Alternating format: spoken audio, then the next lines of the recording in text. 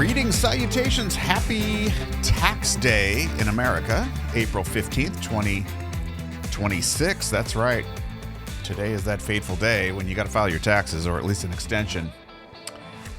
And yeah, here we go. And it's going to be 86 degrees here in the New York City, New Jersey area. So northern New Jersey. So 86 degrees. Feeling like summer today, which is kind of nice. We'll take it. We will take it. All right. What is the trivia that you didn't know you couldn't live without? Well, here it is, people. On this day in 1817, the American School for the Deaf was founded in Hartford, Connecticut. What else? Oh, this was the last day that U.S. silver coins were allowed to circulate in Canada in 1870. And also, I mentioned the Titanic yesterday. I think it basically sank. It hit the iceberg late night. I think this is right. And then actually sank in the early morning. So technically, the Titanic sank on this date. In the early morning hours. So certainly a fateful day for many. And a story that lives on forever. All right, so there we have it. What's going on? Well, in addition to it being unusually warm and being tax day, yesterday was a marathon day. I stood up the new website for thebiggerstage.com and went back and forth and back and forth. Just really fine-tuning. It's interesting. When I first started the Bigger Stage, I didn't even have a website, so I had some information at mattstone.co and this and that, and then I got the Bigger Stage name and then the URL and I remember launching the first site, and the difference between the first site and this site is significant. It's significant. It has the benefit of input from a bunch of different people. And yesterday, I worked with an incredible person named Mike Verret, who's just really good he has this program for developing your perfect pitch. And it was a chance to, get back in and really get into the messaging, the words, the imagery, and the story of the Bigger Stage. And it reminded me of something really, really important. When we talk about storytelling, when we talk about inspiring other people, selling, working with clients, the first thing we need to do is make them interested. If they're not interested, they're never going to walk in the door. It's like having a storefront that no one walks into. They look in the window, they're like, I'm going to go to the next thing. So the first thing is obviously the hook. And this goes for social media posts and everything else, the hook. What's the hook? Tell me more. What's going to get them to want to listen to more? Then after the more, we need to get into sort of the story, the short story behind the hook that hopefully draws them in even more to a dialogue about, who you're working with and what problems you're solving and why it would be relevant to them. And so,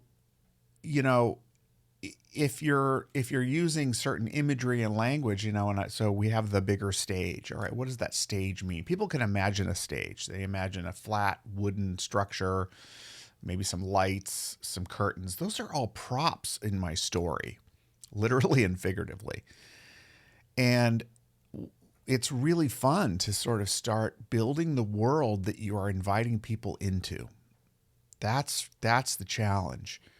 It's easy to mix metaphors. I do it all the time. But at some point, without being too cute, you want to kind of define your terms. Set the stage, as we would say. What's the stage look like? Well, there are people. Some of them are on the stage. Some of them may be hanging above the stage, working on lights or in the rafters. Some of them are under the stage, behind the stage.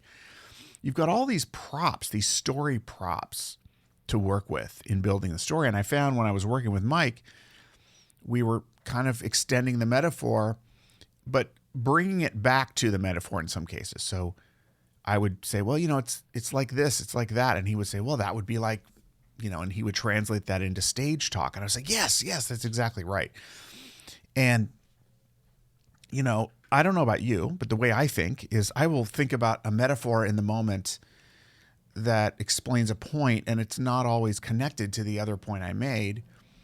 But when I have someone else who's partnering with me on it, who's listening, who's also creative, and, they're reflecting back, it speeds up the process of building the world. Two people can build a world so much faster than one person. Because you just have that feedback loop. And so in 1 hour time, yesterday morning, we stood up a world. Now, it was already there. As he pointed out, I had all the pieces in my community, but this time we rearranged it so it looks like a town. Okay, speaking of the metaphor, now I'm going from stage to town. Let's keep with the stage.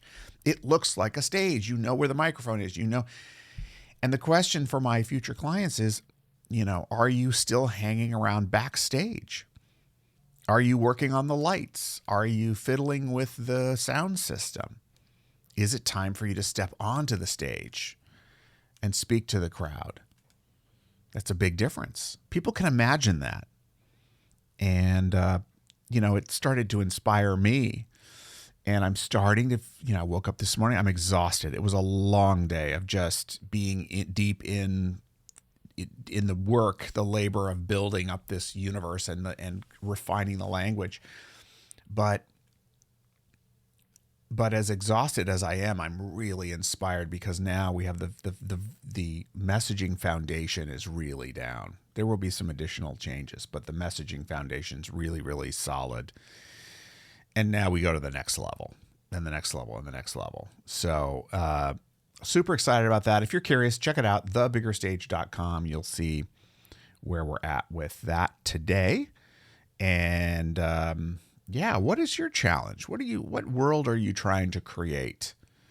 And how are you going to project that world out into the world? How are you going to attract people to that message? Thinking about that creatively, what's the metaphor that works for you? What's the world that you're going to create that invites people in? And what could you create today that would help make that world even more real for people when you do meet them?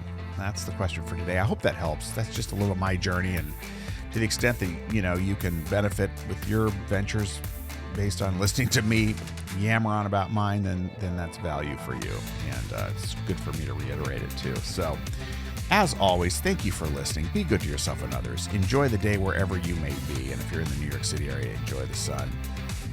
And we will check back again with you tomorrow. Bye bye for now.